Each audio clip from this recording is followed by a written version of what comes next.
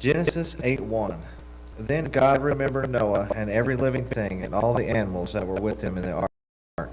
And God made a wind to pass over the earth, and the water subsided.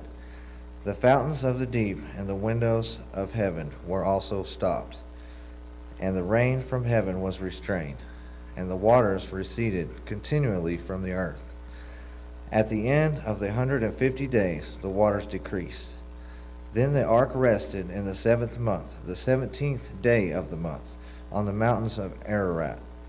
And the waters decreased continually until the 10th month. In the 10th month, on the 1st day of the month, the tops of the mountains were seen. So it came to pass, at the end of 40 days, that Noah opened the window of the ark which he had made.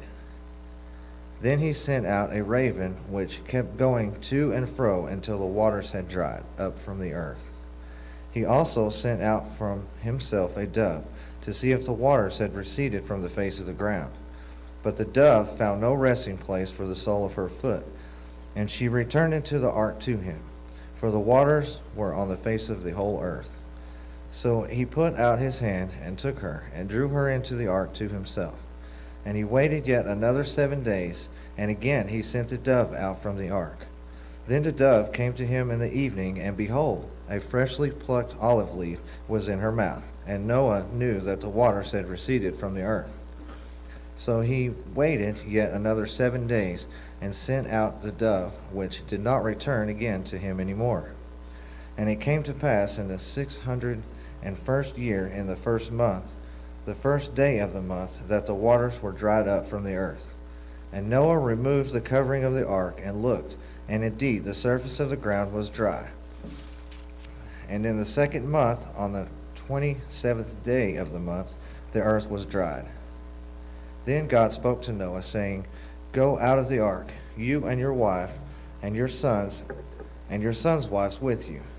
Bring out with you every living thing of all flesh that is with you, birds and cattle, and every creeping thing that creeps on the earth, so that they may abound on the earth, and be fruitful and multiply on the earth.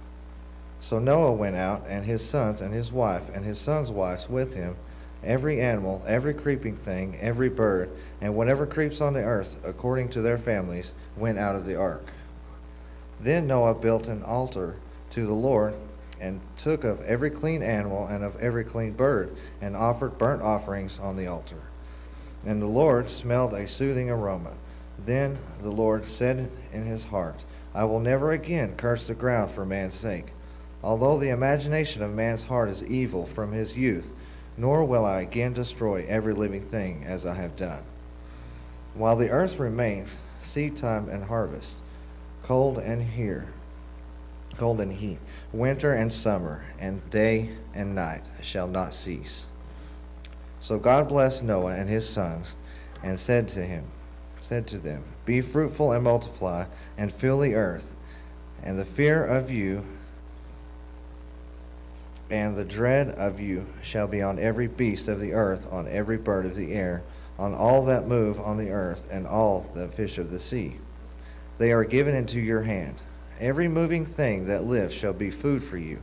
I have given you all things, even as the green herbs, but you shall not eat flesh with its life, that is, its blood. Surely for your lifeblood I will demand a reckoning. From the hand of every beast I will require it, and from the hand of man. From the hand of every man's brother I will require the life of man. Whoever sheds man's blood, by man his blood shall be shed. For in the image of God he made man. And as for you, be fruitful and multiply, bring forth abundantly in the earth, and multiply in it.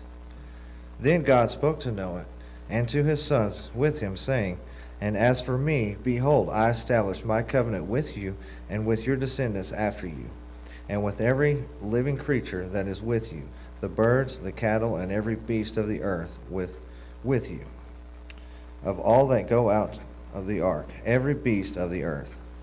Thus I establish my covenant with you. Never again shall all flesh be cut off by the waters of the flood. Never again shall there be a flood to destroy the earth. And God said, This is the sign of the covenant which I make between me and you and every living creature that is with you for perpetual generations. I set my rainbow in the cloud, and it shall be for the sign of the covenant between me and the earth. It shall be when I bring a cloud over the earth that the rainbow shall be seen in the cloud, and I will remember my covenant which is between me and you and every living creature of all flesh. The water shall never again become a flood to destroy all flesh. The rainbow shall be in the cloud, and I will look on it to remember the everlasting covenant between God and every living creature of all flesh that is on the earth. And God said to Noah, This is the sign of the covenant which I have established between me and all of the flesh that is on the earth. Now the sons of Noah went out of the ark were Shem, Ham, and Japheth. And Ham was the father of Canaan. These three were the sons of Noah, and from these the whole earth was populated. And Noah began to be a farmer, and he planted a vineyard. Then he drank of the wine and was drunk, and became uncovered in his tent. And Ham, the father of Canaan, saw the nakedness of his father, and told his two brothers outside. But Shem and Japheth took a garment and laid it on both of their shoulders, and went backward and covered the nakedness of their father. Their faces were turned away, and they did not see their father's nakedness. So Noah awoke from his wine, and knew what his younger son had done to him. Then he said, Cursed be Canaan, a servant of servants. He shall be to his brethren. And he said, Blessed be the Lord, the God of Shem, and may Canaan be his servant. May God enlarge Japheth, and may he dwell in the tents of Shem, and may Canaan be his servant. And Noah lived after the flood 350 years. So all the days of Noah were 950 years, and he died. Now this is the genealogy of the sons of Noah. Shem, Ham, and Japheth, and sons were born to them after the flood. The sons of Japheth were Gomer, Magog, Madai, Javan, Tubal, Meshech, and Tiras. The son of Gomer was Ashkenaz, Rephath, and Togarmah. The sons of Javan were Elisha, Tarshish, Kittim, Dodanim. For these, the coastal peoples of the Gentiles were separated into their lands, everyone according to his language, according to their families, into their nations. The sons of Ham were Cush, Mizraim, Put, and Canaan. The sons of Cush were Seba, Havilah, Septah, Ramah, and Septekah. And the sons of Ramah were Sheba and Dedan. Cush begot Nimrod. He began to be a mighty one on the earth. He was a mighty hunter before the Lord. Therefore it is said, like Nimrod, the mighty hunter before the Lord, and the beginning of his kingdom was Babel, Erech, Akkad, and Calneh, in the land of Shinar. From that land he went to Assyria, and built Nineveh and Rehoboth, Kala, and the resin between Nineveh and Kala. Mizraim begot Ludum, and Anamim, Lehabim, Naphtahim, Beth-rasim, and Calcihim. Canaan begot Sidon, his firstborn, and Heth the Jebusite, the Amorite, and the Girgashite, the Hivite, and the Arkite, and the Sinite, the Arvadite, the Zemarite, and the Hamathite. Afterward, the families of the Canaanites were dispersed, and the border of the Canaanites was from Sidon as you go toward Gerar, as far as Gaza. Then as you go toward Sodom and Gomorrah, Admah and Zebulun, as far as Lasha. These were the sons of Ham, according to their families, according to their languages, in their lands and in their nations. And children were born also to Shem, the father of all the children of Eber, the brother of Japheth the elder. The sons of Shem were Elam, Ashur, Arphaxad, Lud, and Aram. The sons of Aram were Uz, Hul, Gether, and Mash. Arphaxad begot Salah, and Salah begat Eber. To Eber were born two sons. The name of one was Peleg. For in his days the earth was divided, and his brother's name was Joktan. Joktan begot Almadad, Sheleph, Hazmarmaveth, Jarah, Hadaram, Uzal, Diklah, Obal, Abimael, Sheba, Ophir, Havilah, and Jobab.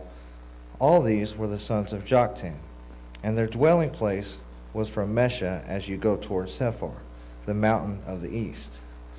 These were the sons of Shem, according to their families, according to their languages, in their lands, according to their nations.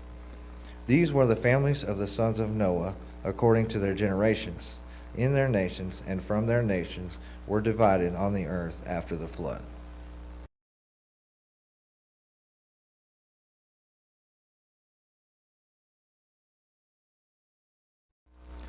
Matthew 4:12 through 25.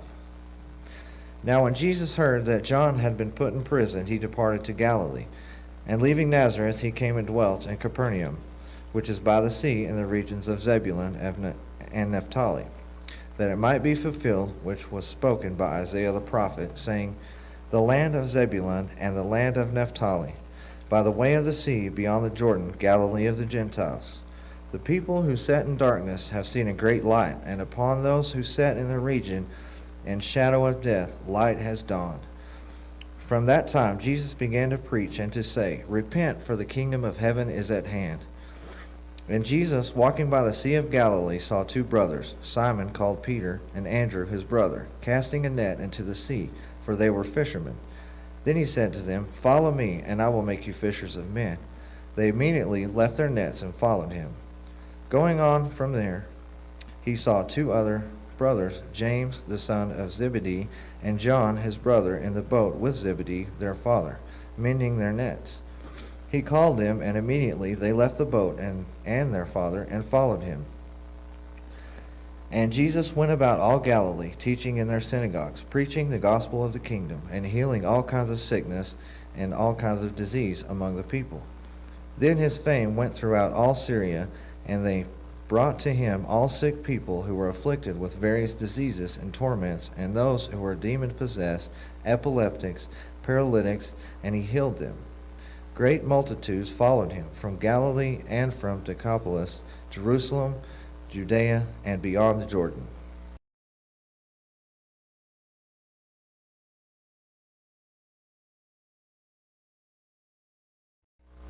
Psalm 4, 1 through 8. Hear me when I call, O God, of my righteousness. You have relieved me in my distress. Have mercy on me and hear my prayer. How long, O you sons of men, will you turn my glory to shame? How long will you love worthlessness and seek falsehood? But know that the Lord has set apart for himself him who is godly. The Lord will hear when I call to him. Be angry and do not sin. Meditate within your heart on your bed and be still. Offer the sacrifices of righteousness and put your trust in the Lord. There are many who say, Who will show us any good? Lord, lift up the light of your countenance upon us. You have put gladness in my heart, more than in the season that their grain and wine increased. I will both lie down in peace and sleep, for you alone, O Lord, make me dwell in safety.